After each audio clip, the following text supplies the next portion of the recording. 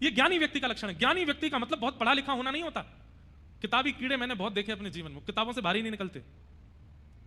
एक बालक, उसके पिताजी ने कहा खूब पढ़ लिख के विद्वान बन के आएगा तो ही मैं घर में एंट्री दूंगा, और तू जब पढ़ लिख करके आएगा तो मैं तुझसे एक प्रश्न करूंगा, उसका उत्तर तूने दिया तो ही घर में आने दूंगा। बालक गया, उसने सोचा कि किताबी पढ़ाई करना ही पढ़ा लिखा होना होता है। खूब पढ़ाई की, खूब पढ़ाई की, इतनी पढ़ाई की महाराज संस्कृत का संभाषण करने लगा। अब तो बिना संस्कृत के बोलता ही नहीं है, उठता बैठता चलता फिरता सब कुछ संस्कृत ही बोलता है। जैसे ही अपने घर आया, त्रिपुंड लगा रखा था, चौड़ी चोटी रखी थी, हाथ में ग्रंथों को लेकर के बिल्कुल ब्रह्मचारी बन करके, और अपने दिव्य नेत्रों से जब पिता को देखने लगा, पिता बोले बेटा अध्ययन हो गया? हाँ। प्रश्न पूछ लूं? कहीं से भी पूछ लीजिए पिताजी, चारों वेद कंठस्थ कर लिए, उत्तर मीमांसा पूर्व मीमांसा कंठस्थ याद हो गई है, जितने आप उपनिषद कहोगे सबसे कोई सूक्त पूछ लीजिए, सब बता दूंगा। पिताजी बोले अच्छा ये बताओ पाप के बाप का नाम क्या है? बेटा बोले क्या? बोले पाप के पिताजी का नाम क्या है? पाप को जन्म देने वाले पिता कौन है? बेटा बोला गुरुजी ने ये तो नहीं पढ़ाया था मुझे, गुरुजी ने मुझे सब कुछ पढ़ाया, ये तो नहीं बताया। पिताजी बोले बेटा ये गुरुजी नहीं पढ़ाएंगे, अभी अभी शिक्षक दिवस निकल के गया, टीचर्स डे। बताओ संसार में सबसे बड़ा शिक्षक कौन है? आपका स्वयं का जीवन। वो जितना आपको सिखाता है उतना कोई नहीं सिखाता आपको। इसलिए शिक्षक दिवस पर अपने आप को ही प्रणाम कर लिया कीजिए।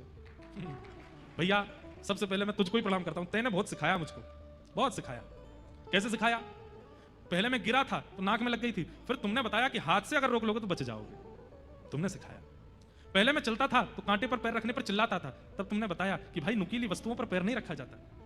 पहले मैं मीठे बोलने वाले हर व्यक्ति को मित्र बना लेता था, लेकिन तुमने बाद में मुझे सिखा दिया कि हर मीठा बोलने वाला व्यक्ति अच्छा नहीं होता। कई बार अति भक्ति चोरे लक्षण, कई बार बहुत मीठा शुगर कर देता है व्यक्ति को। गंभीर बीमारियों से प्राण नहीं त्यागने पड़ते, शुगर से जरूर प्राण चले जाते हैं उसके। और ले लो मीठा। भैया जीवन में कभी कभी नीम गिलोय भी होनी चाहिए। ऐसे ही गुलाब जामुन रसगुल्ला जैसे लोगों को ही मित्र मत बनाओ, कभी कभी नीम गिलोय को भी संग रखा करो। कभी कभी ये कड़वाहट प्रकट करने वाले करेला आदियों को भी जीवन में स्थान दो, ब्लड साफ करता है करेला। ऐसे ही साथ में जो लोग रहते हैं ना, सब मीठे मीठे मीठे मीठे मीठे मीठे लोग रख लोगे ना, बहुत बड़ी दिक्कत हो जाएगी। इसलिए जो थोड़े कर्कश हैं, थोड़े से कठिन हैं, थोड़े से सत्यवादी हैं, थोड़े से नियम से रहने वाले, ऐसे लोगों को भी जीवन में रखिए, उसी से कल्याण होगा। और एक बात बताऊं, कर्कश लोग यदि साथ में हैं तो कितना भी मीठा खा लो दिक्कत नहीं होगी, लेकिन कर्कशों से दूर भागते हो, केवल मीठों के पास रहते हो तो दिक्कत है। अब ये ज्ञान है, ये ज्ञान कौन देता है? जीवन देता है। तो ज्ञानी होने का मतलब पढ़ा लिखा होना नहीं होता, परिस्थिति को पहचानने वाला धैर्यवान व्यक्ति को ज्ञानी कहते हैं। और ये ज्ञान और वैराग्य दोनों भक्ति के